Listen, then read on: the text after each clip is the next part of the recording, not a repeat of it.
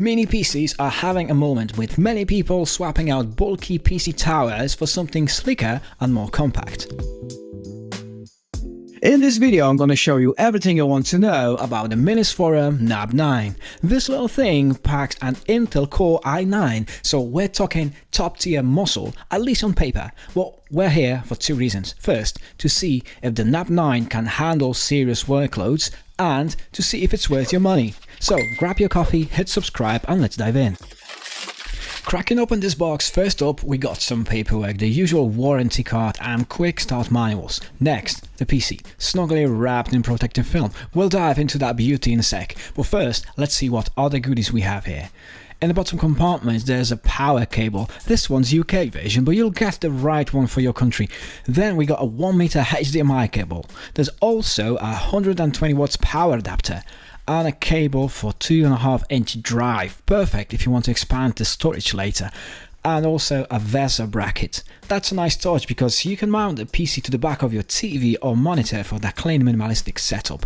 Oh, and a bunch of screws to make sure everything's securely mounted. So that's everything you need right out of the box. Now let's unwrap this PC and take a closer look.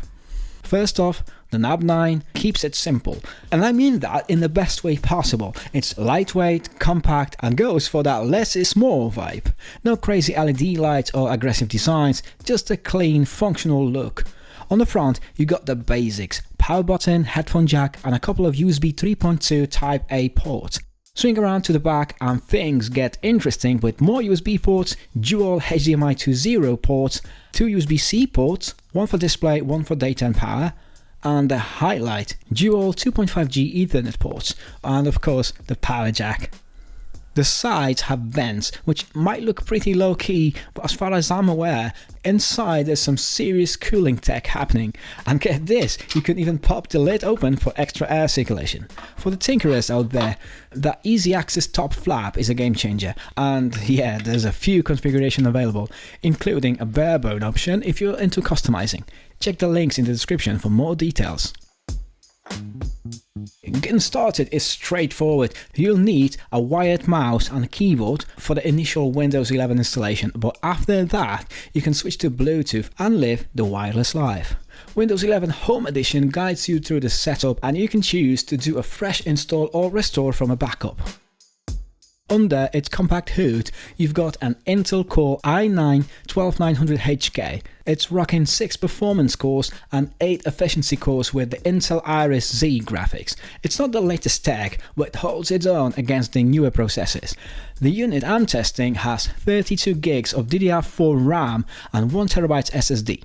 Yeah, DDR5 is out, but DDR4 is still plenty fast. Now, if you're upgrading your gear, we got easy access to SSD, RAM, even the Wi-Fi module. There's an empty 2.5-inch drive bay if you need more storage. Perfect for setting up a mini network attached storage at home. With dual HDMI and dual USB-C ports, you can drive up to 4 4K monitors at 60Hz. But gamers, hold your horses. No Thunderbolt ports here, so external GPUs are a no-go. The 32 gigs of RAM is ample, but you can bump it up to 64 gigs with DDR4 SO DIMM sticks. And don't worry about overheating. It's got vents everywhere to keep that i9 cool. Talking performance, this mini PC packs an Intel Core i9 with 14 cores and 20 threads. So office work, easy. Creative projects like 1080p video editing in Premiere Rush or 3D rendering in CAD, no sweat. Geekbench scores this PC at 2294 for single core and 10315 for multi-core. Seriously, it's one of the top scoring ones I've tested so far. The integrated GPU isn't too shabby either. It scored 14,000 in Geekbench OpenCL test. Not bad for an integrated GPU, but let's keep our expectations in check. It's not a dedicated gaming rig. Of course, benchmark scores can vary depending on the specific test and setup, as you can see. For instance, Cybench gives a slightly different single core scores compared to Geekbench, and CPU-Z will show us different results for thread performance.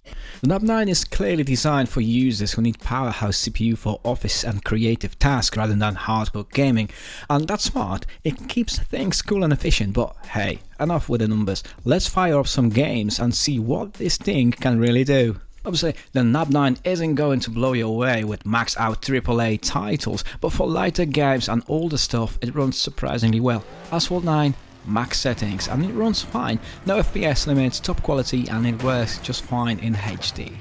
My son threw Roblox at it and it ran smooth as butter on max settings, no lag, no stutters, and believe me, Roblox can be surprisingly demanding. Some people with less RAM or older CPUs struggle with it, but with the i9 we're golden.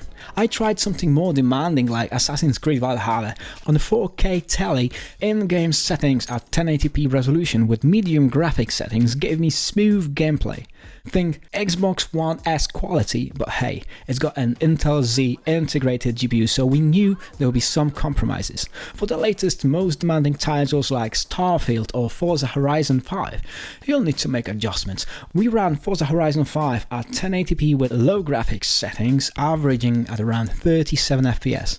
Assassin's Creed Valhalla and Starfield came in around 30 FPS and 25 FPS respectively.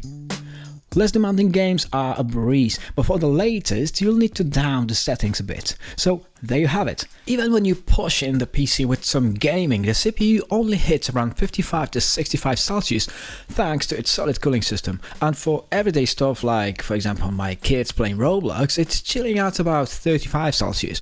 And those vents on the sides and the back, they're doing their job. Just make sure you don't block that back vent because, as you can see from the thermal images, most of the heat is dissipated back there. So it's crucial to place the PC without obstructing that vent.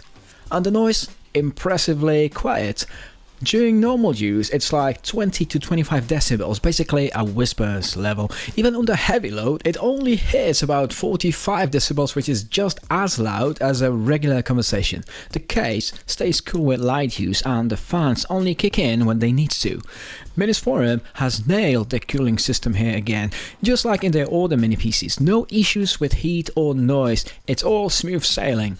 Alright, so let's put it all together. The NAB9 is a solid 7.5 out of 10. It's ideal for office work, moderate creative tasks, and even some casual gaming. Prices start at $339 US for the barebone version, with the one I got here priced at $479 US. The price is pretty sweet for what you get. The i9 CPU is a beast, making multitasking a breeze and likely handling the majority of heavy loads with ease. If you're a coder or developer, it should handle large codebases and virtual machines without breaking a sweat. It's also great for office tasks like spreadsheets and databases. So who should get this? Busy professionals needing a compact powerhouse for 3D modeling, CAD tasks, software or web development. Gamers on a budget who don't mind adjusting settings might also appreciate it. Should you buy it? That depends on your needs, but for the price, it's a strong contender in the mini PC arena. Quick disclaimer, Minisforum sent this PC for assessment, but all the opinions and tests are ours. No one paid us to say anything good or bad. This channel relies on your views and affiliate links, so as long as you keep clicking play and subscribe, we'll keep making these awesome reviews for you. Thanks for watching. Catch you guys on the next one. It ain't no gimmick, it's the real i9. Minisforum dropping bombs, NAB9 set to fly. Got more power than a fridge in the palm of your hand. NAB9 with the i9 taking over the land.